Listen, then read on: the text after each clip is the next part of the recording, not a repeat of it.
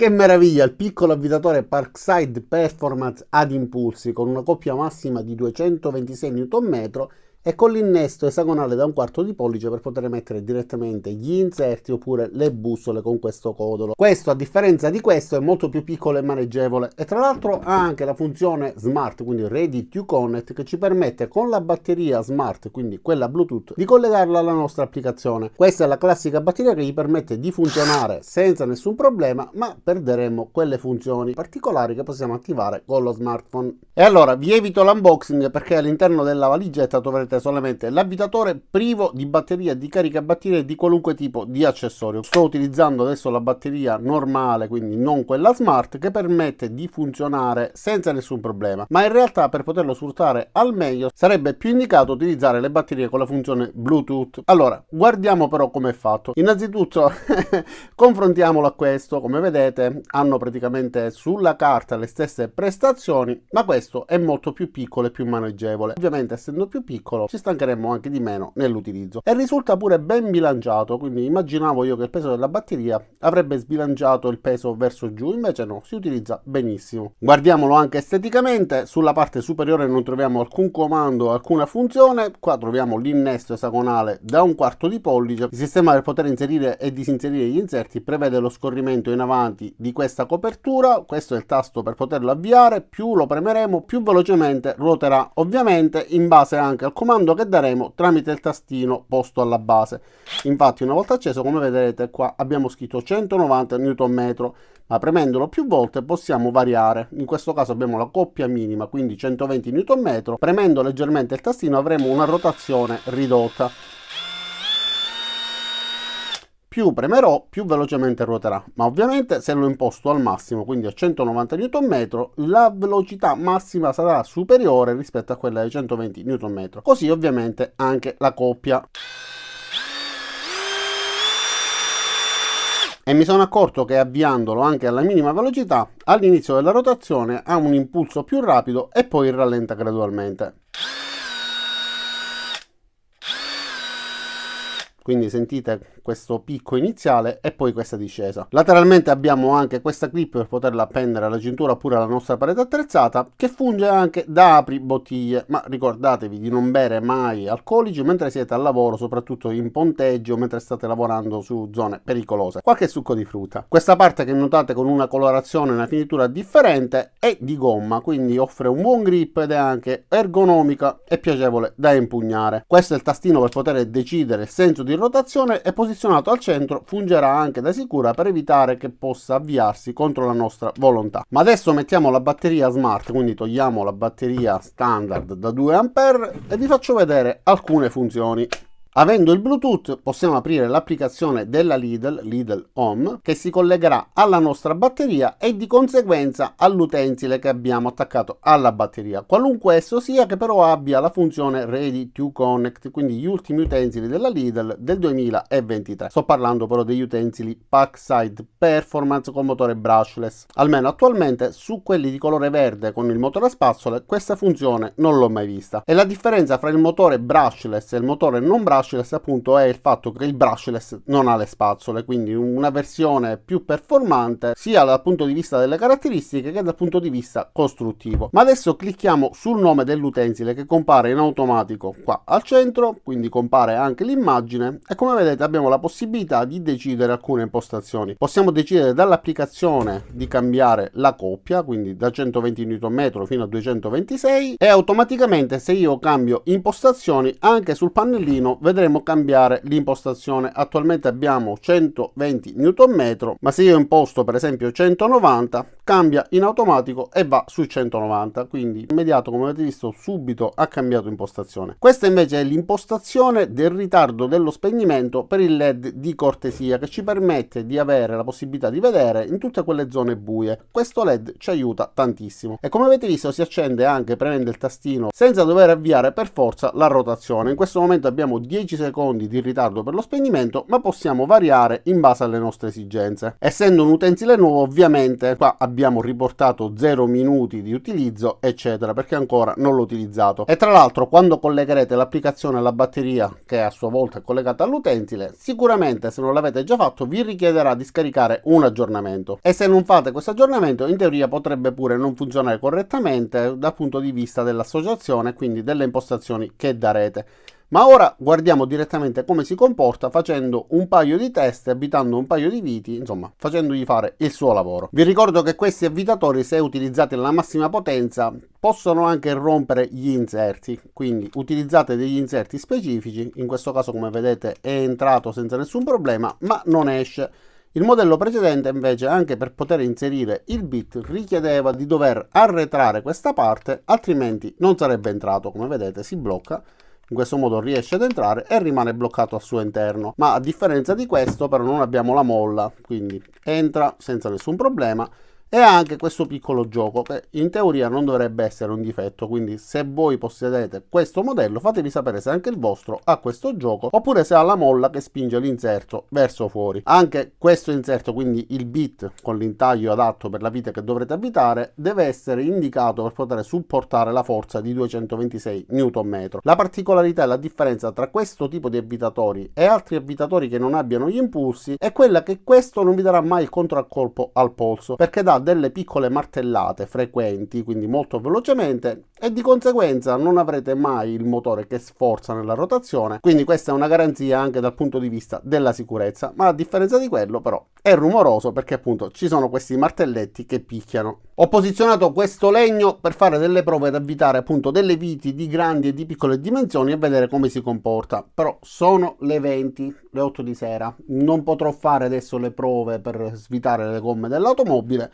Eventualmente, se riesco ad aggiungere le scene a questo video lo farò, altrimenti farò un nuovo video. Allora iniziamo con delle viti che siano facili da avvitare e da svitare per vedere come si comporta nella gestione normale, quindi in una situazione che non sia estrema. E in questo caso non utilizzerò degli inserti specifici, quindi degli inserti impact, perché la forza in questo caso non sarà eccessiva. Iniziamo con questa che è da 8 cm x 6 mm, una vite standard che si utilizza di frequente anche per il fai da te nel caso in cui si costruisca una struttura che richiede delle viti un po' più grandi.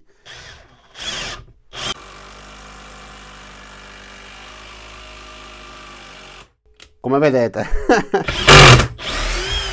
è riuscita ad avvitarla senza problemi. Non è stato molto più veloce rispetto ad un classico avvitatore che non sia ad impulsi, ma mi ha permesso di andare oltre la profondità normale della vite, perché quando trova un ostacolo si avvia in automatico la percussione e quindi continuando a martellare permette di spingere ancora, dove gli altri avvitatori, dato che lavorano direttamente con la forza del motore, si arrestano anche perché vanno in protezione. Ora proviamo con questa vite più lunga e tra l'altro voglio farvi vedere che non sto utilizzando la potenza maggiore, quindi siamo a 190 Nm. A questo punto, avendo fatto la prova con 190 Nm su questa vite così piccola, proviamo con 226 su quest'altra.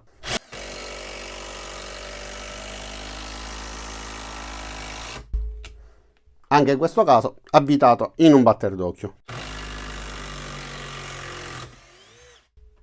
Come sentite è molto più rumoroso rispetto ad un avvitatore classico. Adesso proviamo una vite che abbia una misura un pochettino maggiore rispetto a questa, quindi proviamo ad avvitarla e vediamo come va. Poi ne avviterò un'altra che è più lunga, ma non potrò avvitarla fino in fondo. Adesso vi spiego il tutto.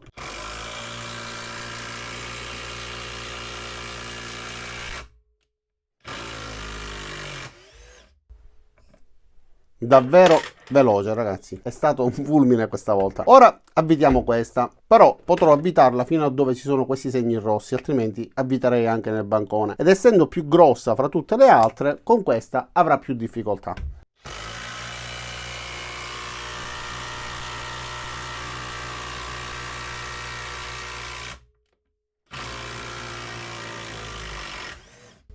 Come avete visto è un piccolo mostro. Facciamo la prova anche col modello precedente. Anche questo è impostato a 226 Nm. Facciamolo qua di fianco.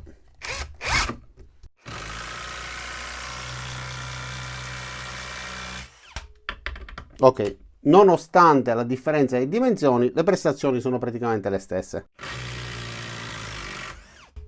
E con la batteria da 2A proviamo anche questo.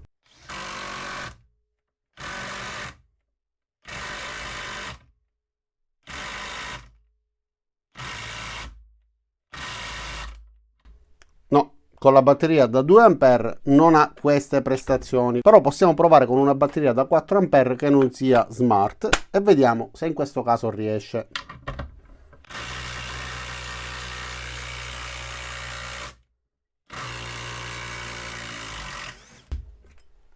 Quindi batteria da 4A, se volete utilizzarlo con viti che siano estreme, effettivamente si utilizza per questi scopi. Per viti piccole va bene anche con la batteria da 2A, ma perde poi la sua funzione principale, quindi quella di avere una buona potenza. E utilizzando delle punte che abbiano il codolo esagonale da 1/4 di pollice possiamo anche utilizzarlo per fare dei fori. Quindi proviamo a praticare un foro da questa parte.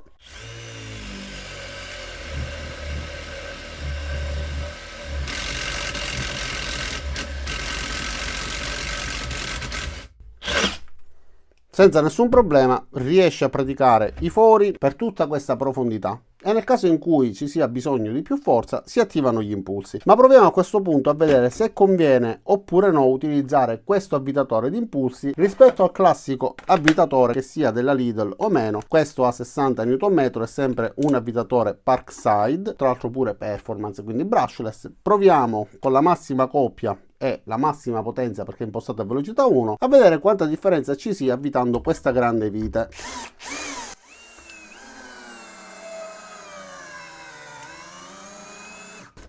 Come vedete è riuscito ad avvitarla, quindi non è necessario avere per forza questo tipo di avvitatore. Ora vi spiego perché conviene e in quali casi va utilizzato.